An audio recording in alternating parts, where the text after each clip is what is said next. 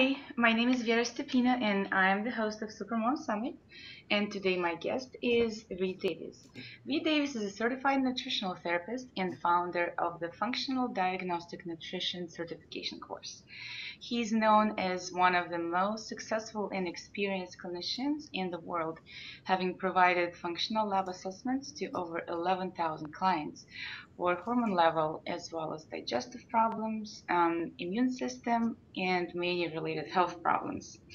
Reed appears regularly on popular radio shows and is considered the Columba of health and enjoys teaching practitioners to follow clues that reveal the underlying causes of people's health complaints instead of just treating your symptoms.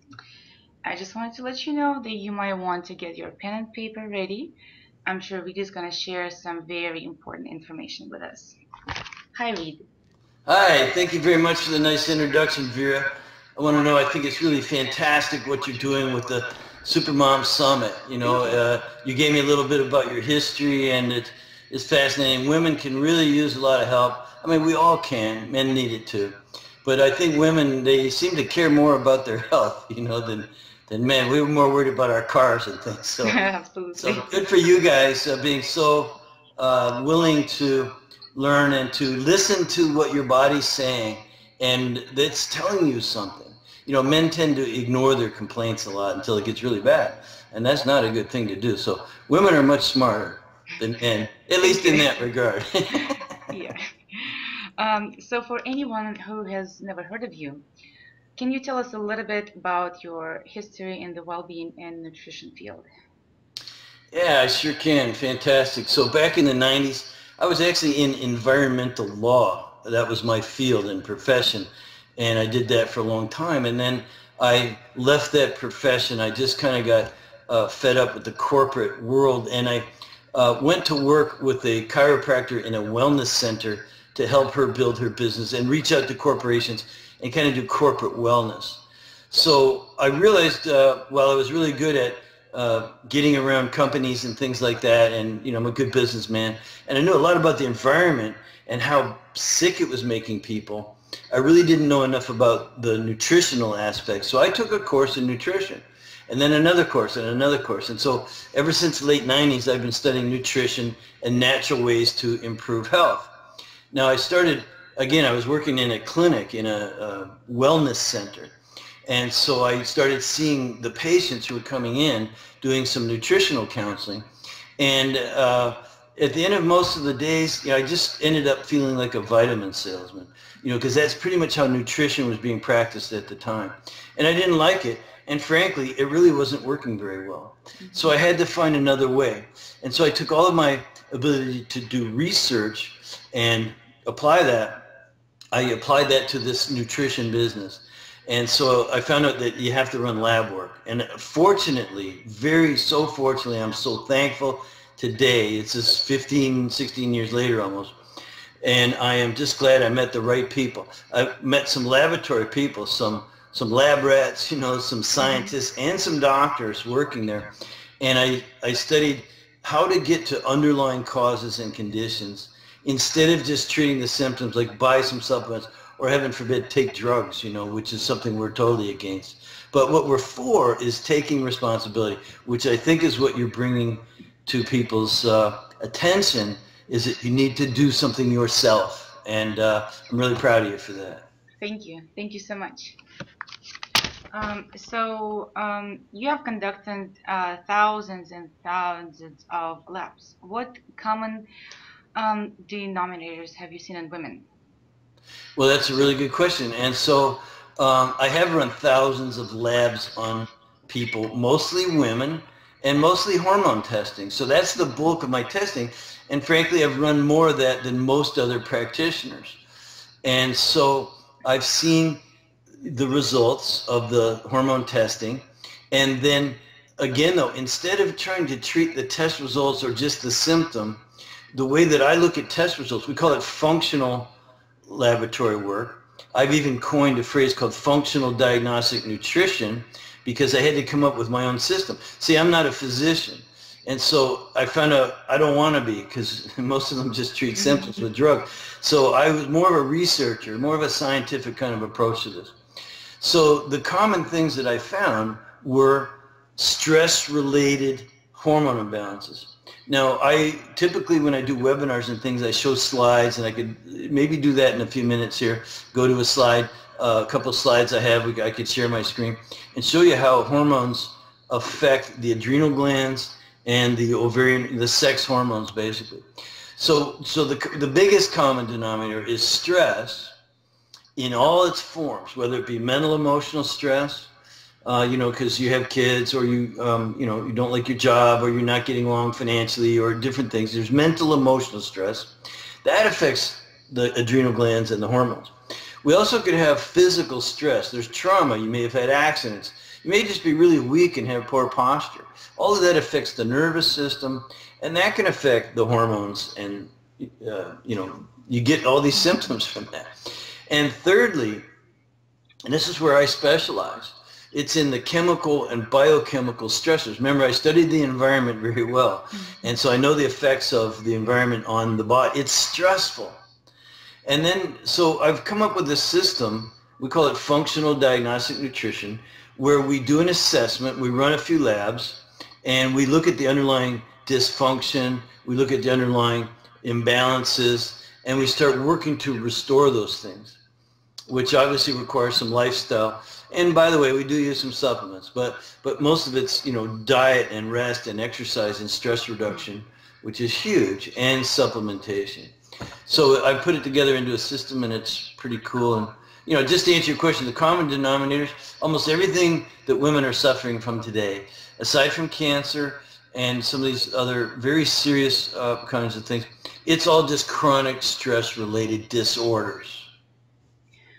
Okay. Do you want to show us some slides about maybe stress? I can. So let me do this then. I'll just share my screen here. I have to look down here and share my screen. And I will start sharing. What I want you to do is tell me when you can see my screen. Yes, I can see it now. Okay, fantastic. So this is some healthcare answers for supermoms. Also, you might title this, How to Get Breakthrough Results for Any Health Challenge. Now, this is quite a long presentation, so you can invite me back to do a webinar for people. I'm going to flip through here pretty quickly. Just tell you that there's a lot of things women are facing, like being overwhelmed with too much information and these kind of things. This is a bit about my background. I have run a health center for, I ran it for over 8 years, and then I started teaching. So I now teach a course called Functional Diagnostic Nutrition. While I was at the center, I performed over 11,000 tests on men, women, and children. I made my own observations about who got better and who didn't. And this should be no surprise to your listeners, Vera, that we found those working closest to the causal level are the ones that get better. And the ones that were chasing symptoms, well, they're probably still chasing symptoms. So I developed this system, it's step-by-step system called Functional Diagnostic Nutrition. And of course, we put all of our protocols that we learned into a DRESS for Health Success program. Now, DRESS stands for Diet, Rest, Exercise, Stress Reduction, and Supplements, like I said. I also have a medical director. I work with a doctor, so this is not just me, some guy. Even though I'm a really good researcher, I'm fully backed up by a really good team of experts. And women are pretty much tired of the runaround. They come into our office with 3 questions. Do you know what's wrong with me? And 2 is, can you really help me? And 3 is, have you helped others like me? Well, I can answer yes to all 3 of those. I know what's wrong with you is you're having dysfunction.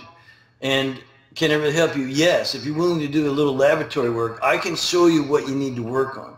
And if it helped others like you, well, of course. We are known. My whole team of people now, we're called Functional Diagnostic Nutrition Practitioners. I personally have helped over 10,000 people. But in the years that I've been teaching, I've trained over 1,500 people. 400 are active graduates and practitioners. And so our family of practitioners is going strong. We're helping tens of thousands of people. So the answer is yes. And these are the things that people come in with. Remember, I said that it's chronic stress-related disorders. All these things that women and men have, they're just, these are the complaints. And they're tired of going to their doctor and hearing that everything looks normal on their blood work. You know, because blood work looks for very serious things that he needs to be concerned with. He can meet the needs if you have cancer markers showing up, or cardiovascular disease markers showing up, or diabetes markers showing up. That's when you do need some medical supervision. But if he's telling you that your blood work looks normal, does that mean all your problems are in your head? Well, the answer is no, of course. Headaches are not a sign of aspirin deficiency.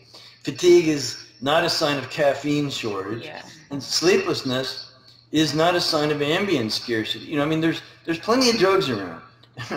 And so these are actual jokes, you know. But so symptoms, it's really important for you to realize that symptoms are not the problem. They're the result of the problem, which is some dysfunction in your body. Now, so what we do in our system is we offer men and women choices. You can opt in now to self-care. Now, this is what you are doing, Vera. This is why you're having a summit. You're trying to empower women to say, look, I'm going to take care of myself, because they do not want to be forced in later to a disease care model. Yeah. What's called healthcare in this world is not healthcare. It's disease care, right? Yeah. Absolutely. Yeah. So we have you opt in now to self-care. By the way, that's a picture of Jack LaLanne. For most of the women probably recognize him. Oh yeah, I recognize him. Yes. Yeah, very, very popular guy. Yeah. I mean, even my mom watched him. I'm 61. I can remember being 10 years old and watching him on TV. And he only just died a couple of years ago. So our coaches, we follow the step-by-step method to get to the root cause. And here's a case study of a woman, 39, female executive. She had sleep, fatigue, foggy thinking and things. We ran our labs. And I'm not going to stop at each one, but we ran this adrenal stress profile. And that told us a lot about her hormones and the adrenal function and things. Those are her results, which I don't have time to explain. But there was some serious things going on. Now, another test we ran is a urine test for digestion and toxicity and how well her body was actually detoxifying, like liver function. This is a simple urine test you can do at home. The previous one is a simple saliva test. You can do it at home. They're easy and they're not really expensive. Now, she showed some dysfunction. And then we also ran another saliva test of the intestinal barrier. This is, you've all seen, everybody knows that the intestinal barrier has to let food in but keep bad things out. That's why a dog can dirty water not get sick. Well, we can't do. We take in germs all the time and we don't get sick because we have a strong mucosal barrier, hopefully. Now, that's something that we investigate in just about every person. And her results all actually showed she had quite a dysbiosis, a lot of bacteria and yeast overgrowth, and a deeper infection. So we also run these stool tests, and those will look for the actual yeast and bugs, bacteria and parasites and things like that. So these are really important. People with compromised gut function, they get other bugs that are worse. So we look at that, and this lady, of course, did have some things. She had something called cryptosporidium. So we also run a food sensitivity test shown here.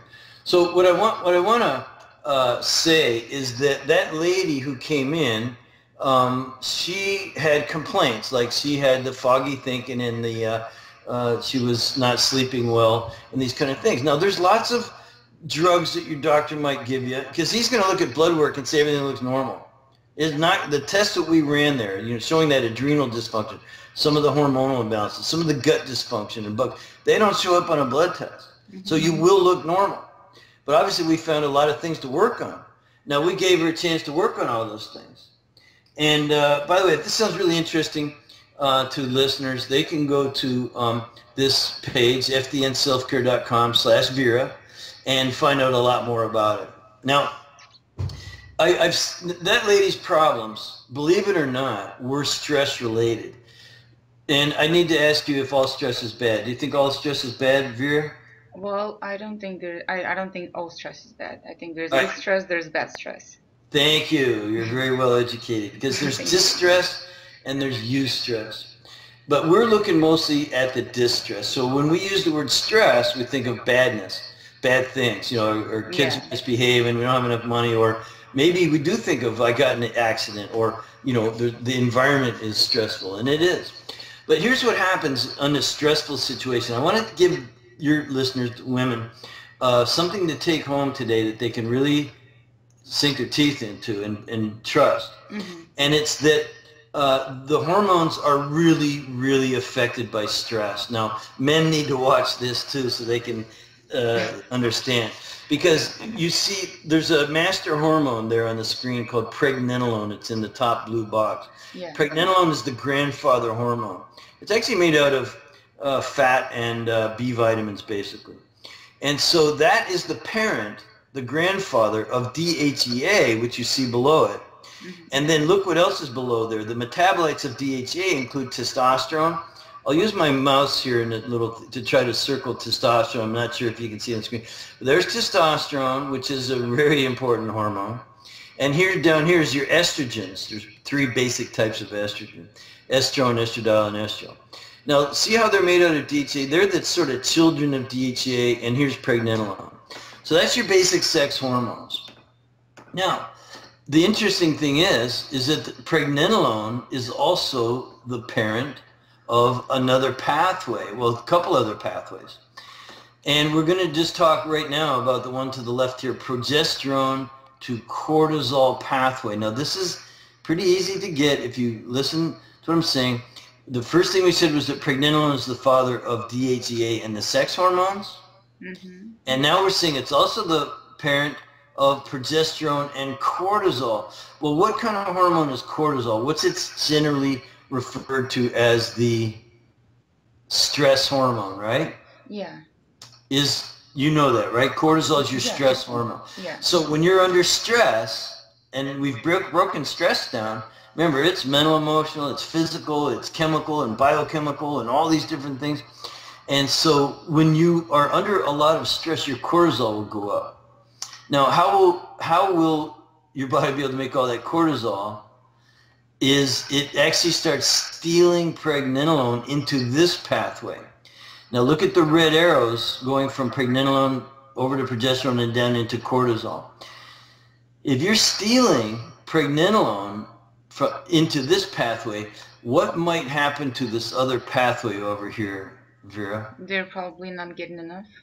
The DHEA is going to go down, isn't it? And then you might have low testosterone or low estrogen. Mm-hmm. Now, you see on TV all the time now complaints from, or at least they're beefing this up as a solution. We see low testosterone, low testosterone. Yeah. Well, and then they just want to sell you a gel or cream or pill or something. That would raise the testosterone, yes. Yeah, but see, they're really not looking into what's causing the low testosterone. Men are under stress too. And the same thing with women for years and years and years. I mean, I'm 61, like I said, and I remember, 40 years ago, my mother using estrogen. And so, or somewhere around there. So anyway, what people aren't realizing is that stress is causing this imbalance. And we end up with this high cortisol to DHEA ratio. When cortisol goes up, at first it will, DHEA goes down, and then you're going to be complaining of low estrogen symptoms or low testosterone symptoms. And the medical approach is just to sell you those products. Mm-hmm. And actually, because they can write prescriptions for testosterone or prescriptions for estrogen. Now, the alternative community likes to use supplements instead. And they would just sell you supplements that would raise testosterone or supplements that might sort of mimic estrogen and these kinds of things. And so that's the solution I started using when I first started in the supplement business, and why I decided I didn't like working that way, because I felt I'm really not getting to the root cause. Now, the root cause is the chronic stress. And so I just want to point out here that we look a lot at this cortisol to DHEA ratio, and it tells us if you're out of balance. Another good one to look at is the progesterone to estrogen balance. And another one is this testosterone to estrogen balance. Mm-hmm. In women and men, because we all have both. Yeah. And that's important. And so that's one of the things I wanted women to go home with today, is to understand that it's not all in your head. And it isn't that there's not enough Ambien or coffee around, to make you feel better. Yeah. Or these other silly, proposals. The truth is that there's a way to get to that underlying dysfunction and create a balance. Now, and again, I don't want to take up a whole lot of time or go into my whole lesson here. Remember, I teach a course in this that is about a 40-hour course. So this is just one little piece of it. But we see that cortisol to DHA balance here in the center. Remember I showed you how important that cortisol Yeah. And both those hormones are made in the adrenal glands, by the way. This is why you hear a lot about adrenal dysfunction and adrenal fatigue and these things. And it's true, there is a lot of adrenal dysfunction around, and it's from this imbalance. It's the chronic stress that creates the imbalance of things. But I want you to just take a quick look at all of the things it affects in the body. For instance, you see down here in the lower right, endocrine function. Well, that's your other hormone-producing glands. Yeah. So if you're under stress and you have adrenal dysfunction, well, it's going to affect all of the hormone-producing glands, like the ovaries and the testes and thyroid. You know how many women are on thyroid, and it's really just a secondary condition? And then here's pancreas and insulin levels. It's huge. Look up here, memory and learning complaints, quality of sleep, and mood.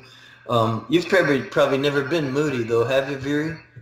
No, I have never been moody in my life.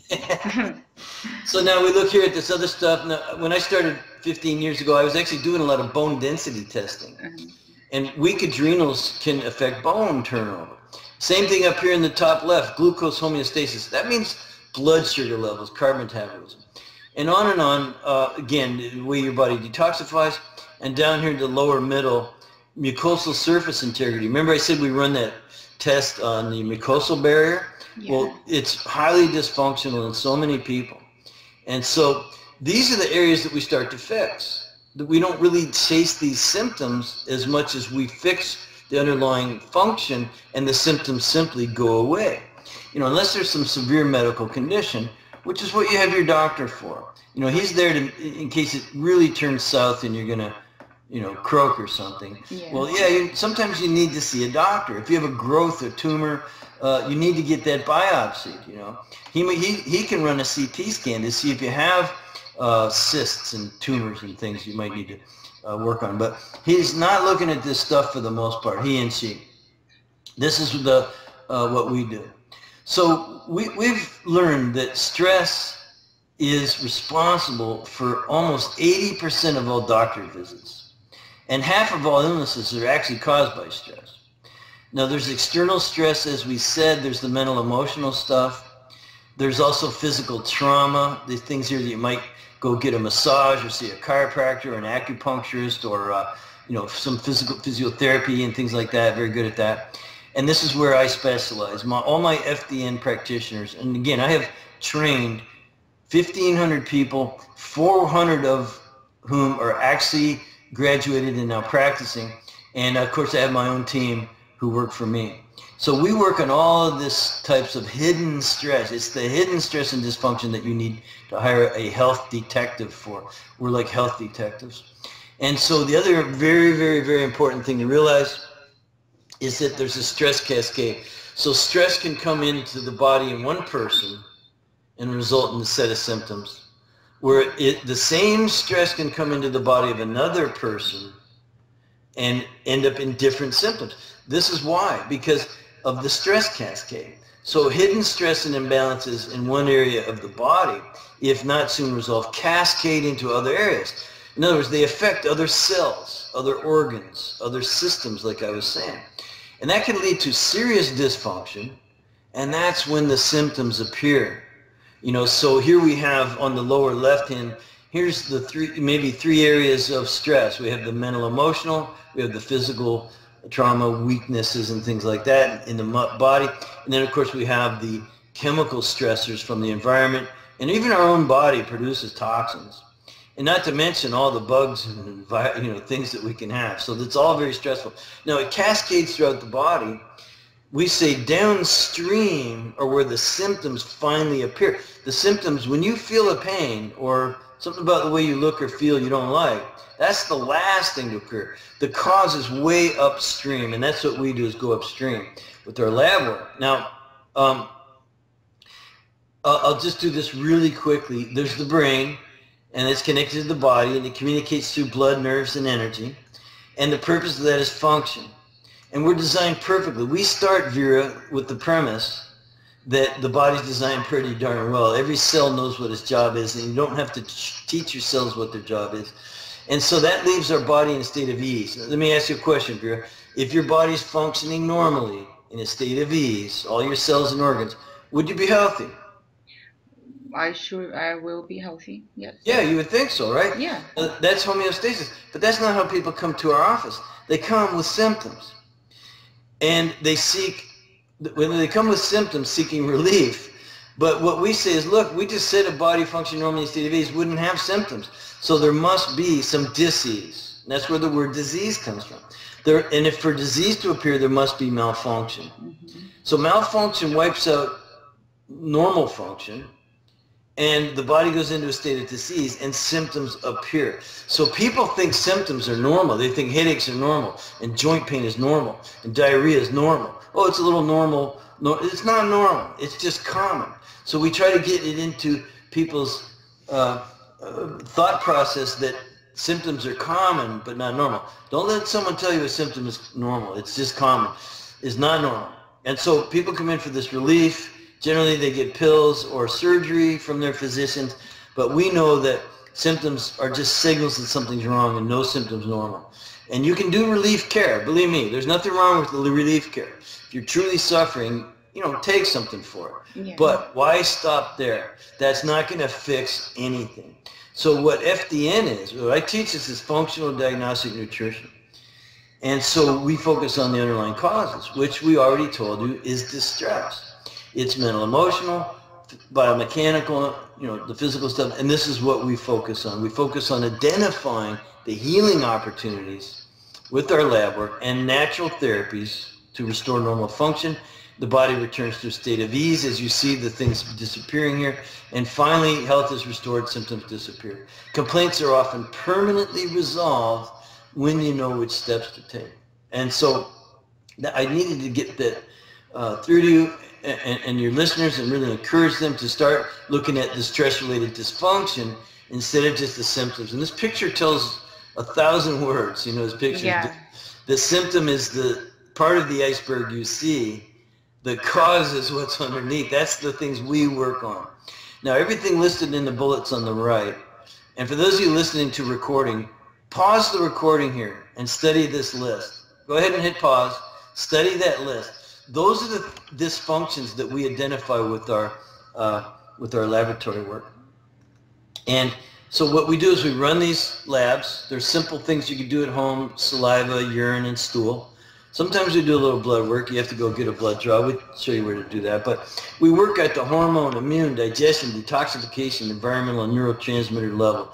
Those are the hidden stressors. Again, you can pause the tape and study this if you want to. Then we use a lifestyle base. It's not just here's your drugs or here's your supplements. We look at those as about the same mentality. What we do is we figure out an individualized diet, rest cycles, exercise. Some people need to exercise more, some less.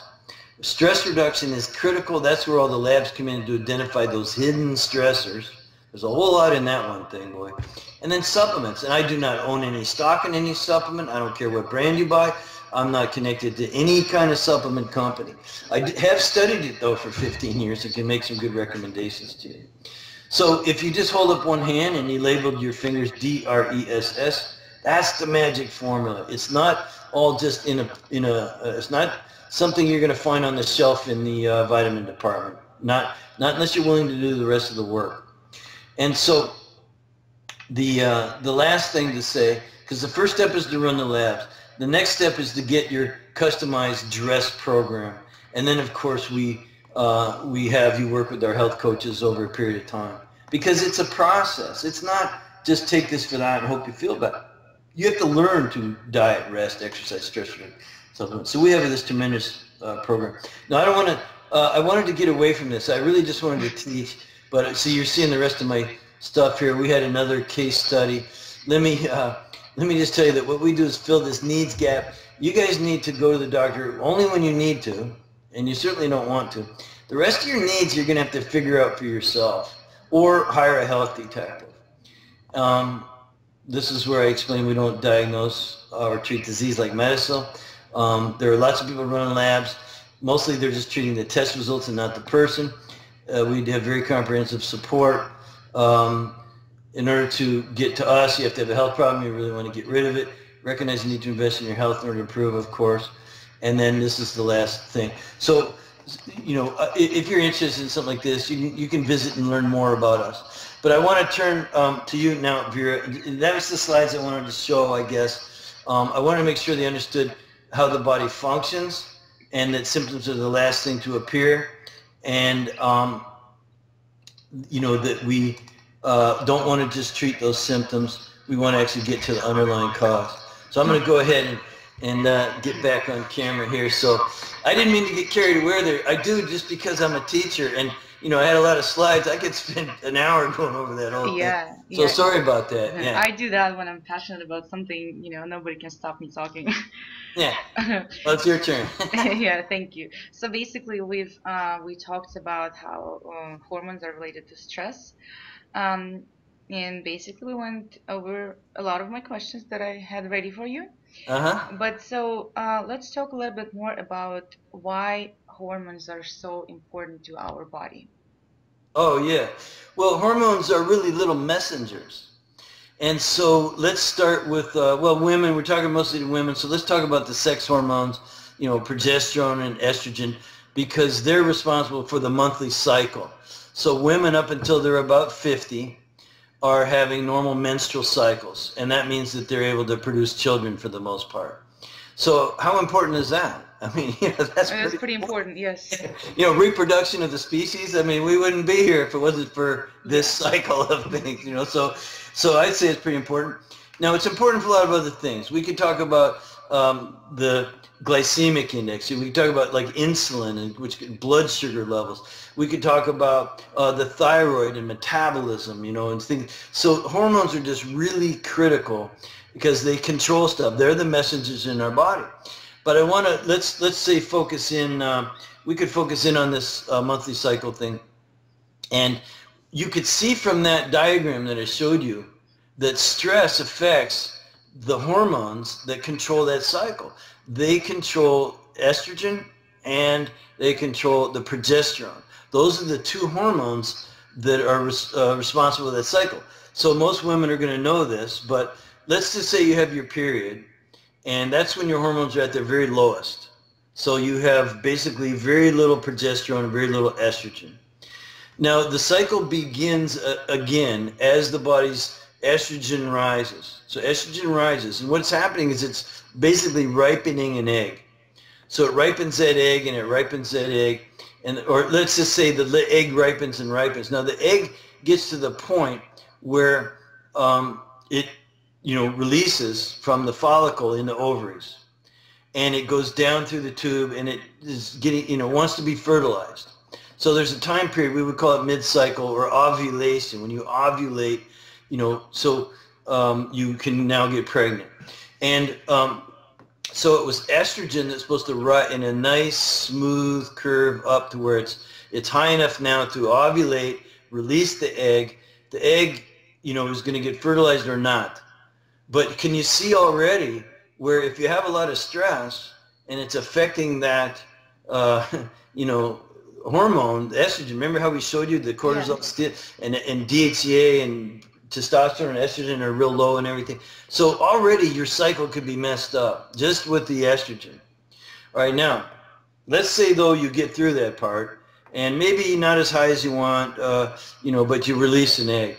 And now the egg, let's say you don't have sex and get fertilized. So, but the body doesn't know that at first. It's going to, what happens is the follicle turns into the corpus luteum and it starts cranking out the progesterone, which was also on that chart. Now, progesterone is supposed to be very high just a few days after you ovulate. And progesterone means progestation. It's for gestation. It's for pregnancy. That's how you get pregnant. The progesterone is what prepares the egg to be fertilized and makes it, attached to the inside of the uterus and all this sort of stuff if you do fertilize it. And so the progesterone needs to be real high right after its highest, right after ovulation, say a few days later. Now, they actually should both be pretty high, estrogen and progesterone, for great balance. You should feel really good around ovulation time, in my mind. You know, that's when you should actually feel like having sex, you know, because it's the right time to have it. And you should be happy. And when your hormones are up nice and high and stuff like that, you know, if everything else is good, you are pretty happy, you know. Yes. So they're involved, you know, you ask how important are hormones. They're involved in happiness, you know. And certainly the men are happy too. If you're happy, they're happy, right? Oh, yeah, for sure. And I mean, if you're not happy, how can they be happy? Yeah. So that's the way it is in my life anyway. If mama ain't happy, nobody's happy, you know. So then it starts to sort of dissipate and go down. And when both those hormones get down to the bottom at the end of the month, you cycle again. That's the signal to your body when progesterone goes down to you know, clear out everything, and you bleed, and you start the whole cycle over again. So imagine if you have this stress, you know, and it's messing with the cortisol DHEA ratio. We already said it could give you thyroid problems and sleep problems and blood sugar problems and detoxification problems, and your immune system can be infected. And now we're seeing that the monthly cycle could be affected. And you might even have some experience with that, where like you had an abnormal period. We have women with infertility, like they don't even make enough estrogen to ripen an egg. And that's kind of is horrible. If you know, want to have kids, that would make it difficult. And the other thing we see is women having their cycles shorter and longer, and it's because of that drop in progesterone. We call it a luteal phase deficit. You know, this third part of you have the first part is the follicular phase, you have mid-cycle, and then you have the luteal phase. And so you can have these drops due to stress, and you can feel like heck. You can menstruate early. You could menstruate late, you know, for other reasons and stuff, and your periods could be very heavy. You'll see fluctuations in the amount of bleeding, the texture of the bleeding, and things like that change too.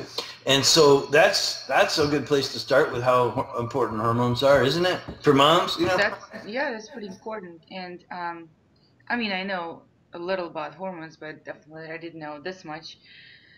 And this is really, really interesting. I think this is really important for every woman to know, because there are so many times when maybe we're ready to have another baby and we can't get pregnant. And what we do, we go to a doctor. As you said, we do a blood test. Blood test shows normal. And we think, okay, well, I guess nothing is wrong with me. And maybe there is. Yeah. So, yeah. Well, I want to tell you just that we've had women in our program who didn't come for fertility.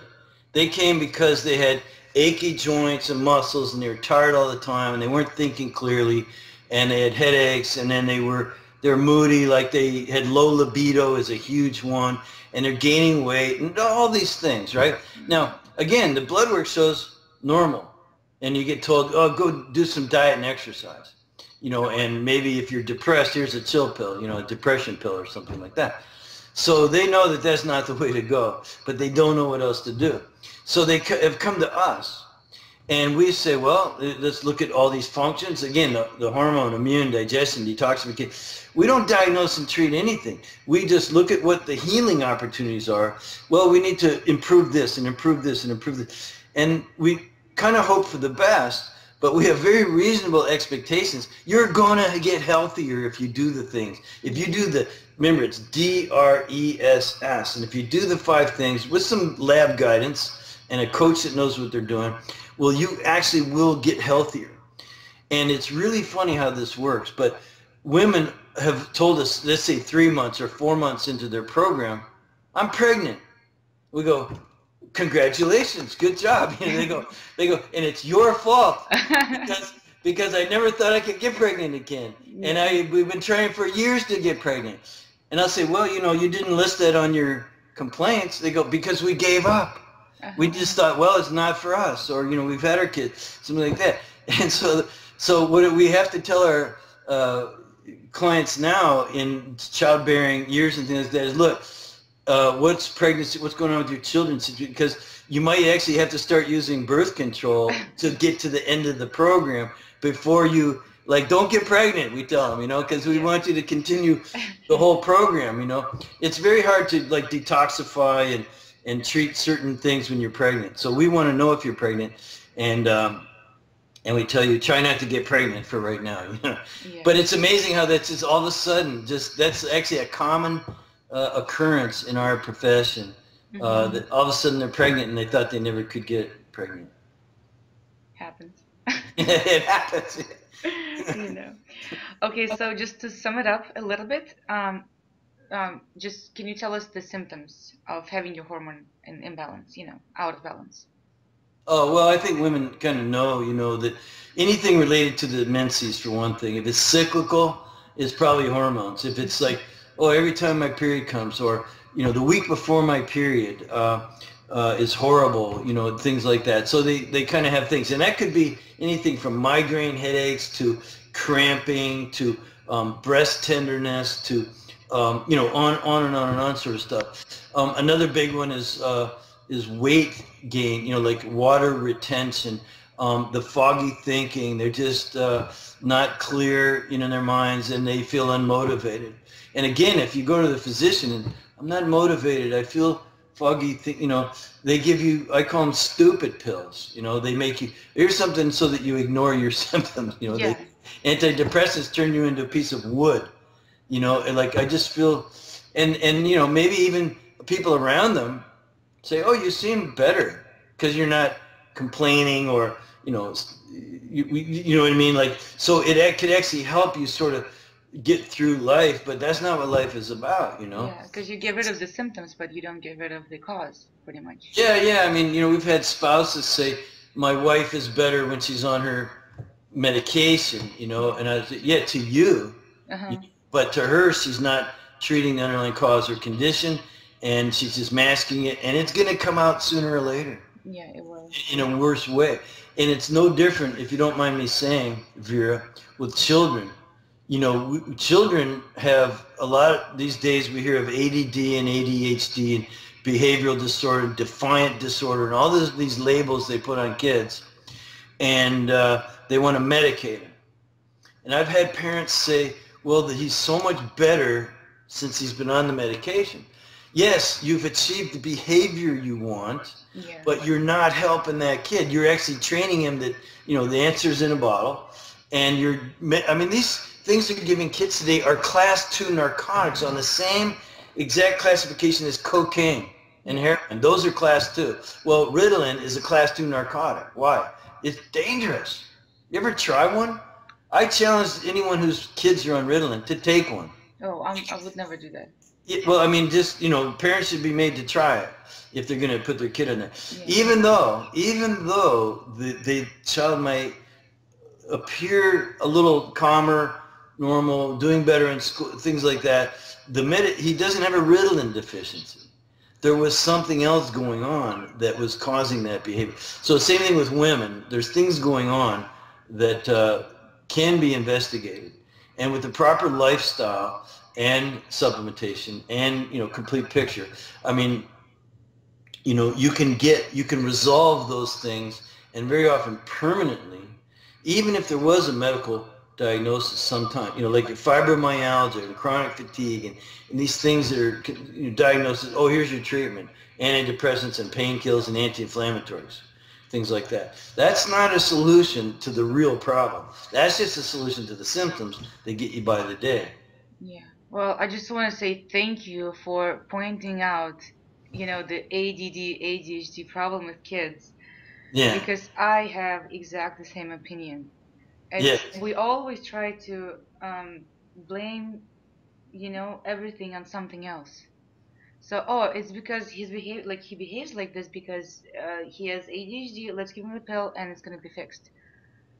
No. Yeah. No. Yeah. Well, I'm happy to mention it because, I raised 4 kids, and, my oldest kid now is 31 years old, never had a drug in his life. He's really successful. He makes more money than I do, which is a good thing, Oh, yeah. Yeah, I mean, he's a very successful, outstanding guy, and the rest are musicians, A+ students, I mean, and they, the youngest hasn't even been vaccinated ever, just like no drugs, man, nothing artificial going in, and they're brilliant and happy. Well, yeah, that's great. That's great. Yeah. So since we started talking about kids a little bit, um, what was I thinking about? Oh, I was gonna ask. So it's possible to find the cause of, some of the symptoms in kids, right? Older kids or So, younger kids? well, there's a process there that's available to you. You know, you can start by, looking at what they eat. Are Hmm. they going to bed on time? Are they getting legitimate exercise? Do they have anything unduly distressing them? You know, is there environmental stuff? I mean, look, kids can be sensitive even to furniture. You know, Hmm. the outgassing of I got a new sofa in my living room over there, and I had to just stay out of just open the windows for the first month. Like I put a HEPA filter right next to it on full blast, you know, day and night to try to get rid of the fumes. So there, remember, my background is environmental law, so I know about the chemicals being used, and Hmm. there's chemicals in our food, and there's stuff in this. So before you put your kid on drugs, please start going through, you know, the things that could be affecting Uh-huh. his health, you know, the function of the body.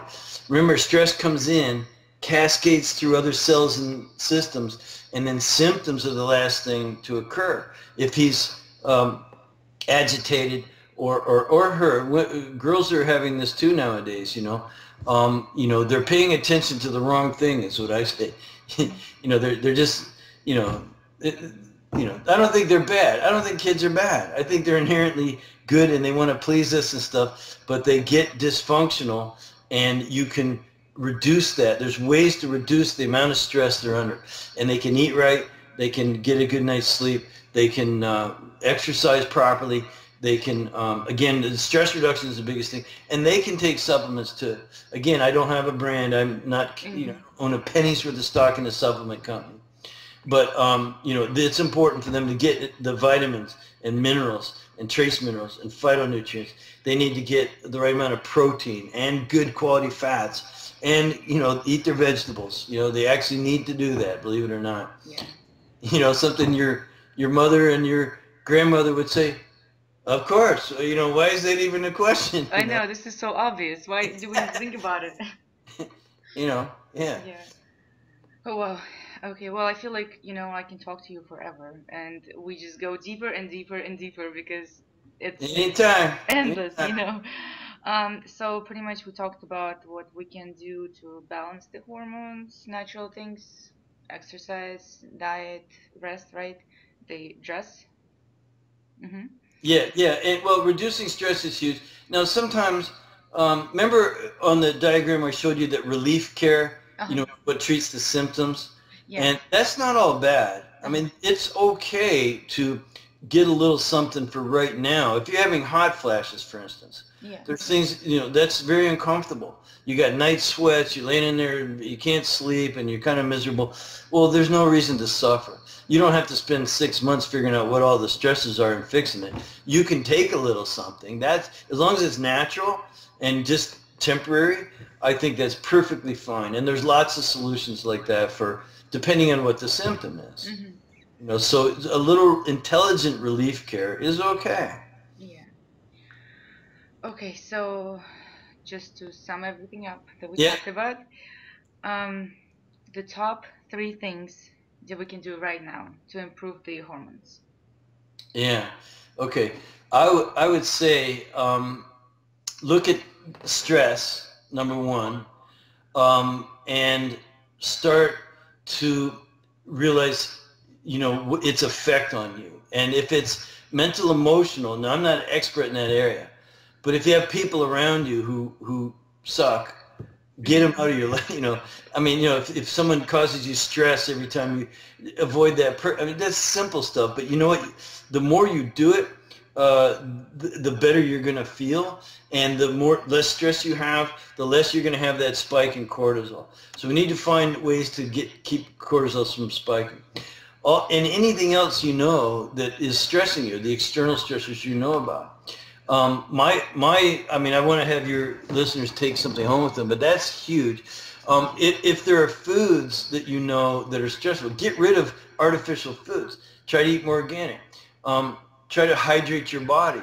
Make sure you're eliminating properly. There's just daily things that you need to do. If you don't poop every day, that's a problem. You know, you need to hydrate your body, eat enough fiber, avoid chemicals, do things that are going to have you going regularly.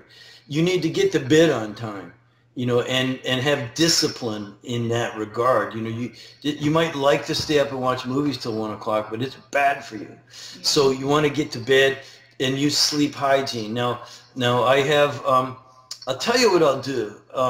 I don't know how we're going to do this, but I'll give all your listeners a free report that I have. It's called Dress for Health Success.